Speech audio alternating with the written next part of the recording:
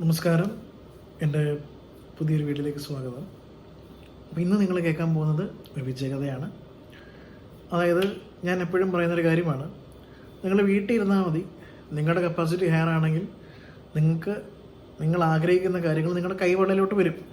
അവിടെ വേണ്ട ആക്ഷൻ എന്താണോ എടുത്താൽ മതി. സാഹചര്യങ്ങൾ നിങ്ങൾക്ക് അനുകൂലമായിട്ട് വരും.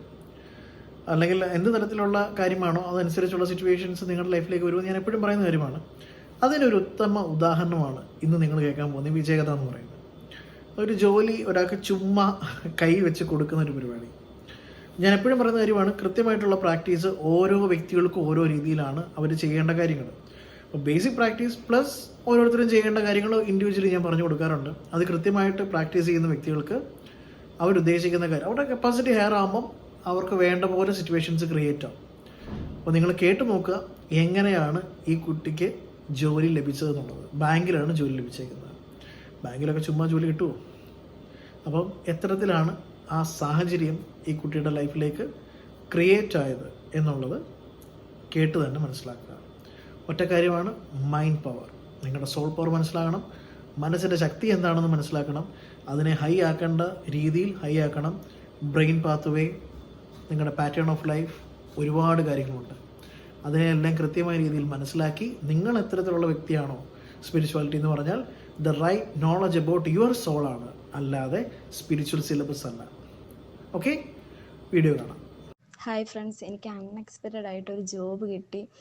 ശരിക്കും സാറിൻ്റെ വീഡിയോസിൽ പറയത്തില്ലേ, നമ്മൾ വെറുതെ വീട്ടിൽ ഇരുന്നാൽ മതി, നമ്മുടെ സോളിന് വേണ്ടത് ചെയ്യുമ്പോൾ നമ്മുടെ സോൾ നമുക്ക് ഇങ്ങോട്ട് കൊണ്ട് തരുമെന്ന് പറയാം. അത് കണക്കാണ് ഞാൻ കുറേ നാളായി ഒരു ജോബിന് വേണ്ടിയിട്ട് നടക്കുന്നു.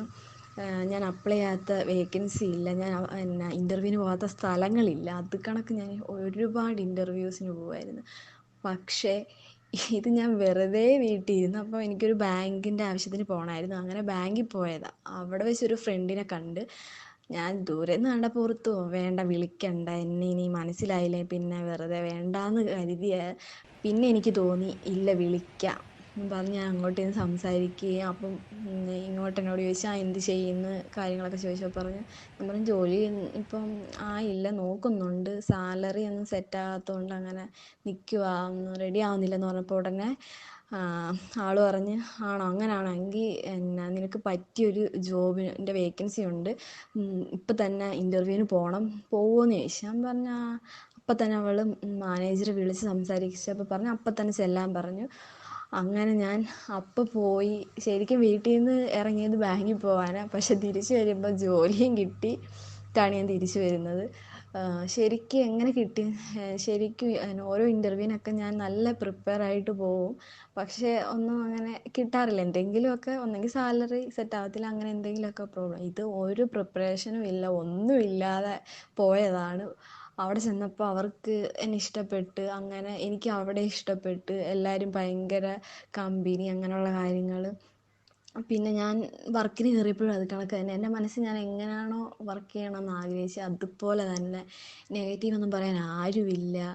ഒരു കുത്തിത്തിരിപ്പോ, സാധാരണ ഓഫീസുകളിൽ അങ്ങനെ കുത്തിത്തിരിപ്പ് അങ്ങനെയുള്ള കാര്യങ്ങൾ അങ്ങനെ ഒന്നുമില്ല. എല്ലാവരും ഭയങ്കര ഒരുപാട് നാളായി ഞാനുമായിട്ട് വർക്ക് ചെയ്യുന്ന കണക്കുള്ള മെൻറ്റാലിറ്റിയാണ് എല്ലാവർക്കും. അത് കണക്ക് എല്ലാവരും ഭയങ്കര ഫ്രണ്ട്ലി. അവിടുത്തെ മാനേജറാണെങ്കിലും അങ്ങനെ വലിയ ജാടയിട്ട് നിൽക്കുന്ന അങ്ങനെയൊന്നുമല്ല. നമുക്ക് ഞാൻ എങ്ങനെയാണ് എൻ്റെ മനസ്സിൽ വർക്ക് ചെയ്യുന്നത്, നമുക്ക് കൂളായിട്ടിരിക്കണം, അല്ല ടെൻഷൻ അടിച്ച് ഇരിക്കാതെ കൂളായിട്ടിരുന്ന് ചെയ്യാൻ പറ്റുന്ന അങ്ങനൊരു ജോബ് ആയിരുന്നു എൻ്റെ മനസ്സിൽ. അങ്ങനെ ജോലിക്കൊക്കെ പോകാൻ തുടങ്ങി. അത് കഴിഞ്ഞപ്പോഴാണ് ഞാൻ ഇങ്ങനെ ഒരു സാറിൻ്റെ പ്രാക്ടീസിൻ്റെ അത് പറയുന്നുണ്ട്, ഒരു ഗോൾ കാർഡ് തയ്യാറാക്കുക. അപ്പോൾ ആ ഗോൾ കാർഡിൻ്റെ അത് 3 ആഗ്രഹത്തെക്കുറിച്ച് എഴുതണമെന്ന് പറഞ്ഞു. അതിൽ ഞാൻ എഴുതിയപ്പം ഇത് കണക്ക് ജോലി കിട്ടുന്നതായിട്ടും ഏത് ഡേറ്റിൽ കയറണമെന്ന്, എത്രയാണ് സാലറി, ഏത് ഫീൽഡാന്നൊക്കെ ഞാൻ എഴുതിയിട്ടുണ്ട്. അതുപോലെ തന്നെ ജൂലൈ 3-ന് കയറണമെന്നായിരുന്നു ഞാൻ അതിൽ എഴുതി വെച്ചു. അത് കണക്ക് തന്നെ ഞാൻ പക്ഷേ എഴുതിയെങ്കിൽ ഞാൻ ആ കാര്യം വിട്ടുപോയി. പിന്നെ ഞാൻ ഇങ്ങനെ ജോലിയൊക്കെ കിട്ടിക്കഴിഞ്ഞ് എന്തോ ഇങ്ങനെ പ്രാക്ടീസ് എന്തിനു വേണ്ടിയിട്ട് ഇങ്ങനെ എടുത്ത സമയത്താണ് ഈ ഗോൾ കാർഡ് കാണുന്നത്. അപ്പോഴാണ് ഞാൻ തന്നെ ഷോക്കായിപ്പോയി.